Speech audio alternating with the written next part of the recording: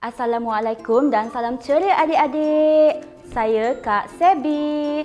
Kak Sebi nak ucapkan selamat tahun baru 2026 untuk semua adik-adik majalah Aulad.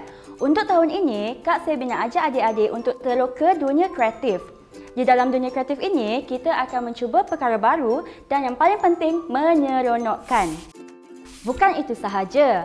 Setiap bulan, Kak Sebi akan bawakan idea-idea kreatif yang menarik yang pasti adik-adik semua teruja. Jadi, adik-adik dah sedia ke nak terus ke dunia kreatif bersama-sama Kak Sebi? Kalau dah sedia, Hana, Dul, Set, jom mula!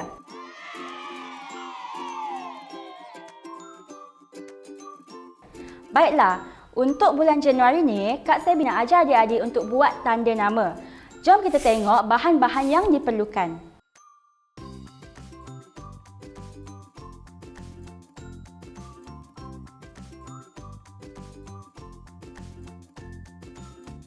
Adik-adik dah sediakan ke bahan-bahan untuk dunia kreatif hari ini?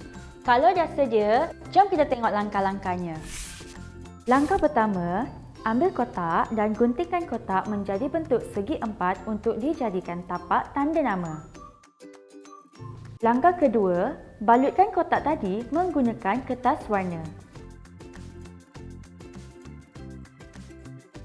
Langkah ketiga, cari huruf nama adik-adik dalam majalah atau buku terpakai, kemudian gunting. Langkah keempat, tampalkan huruf-huruf tadi pada tapak tanda nama.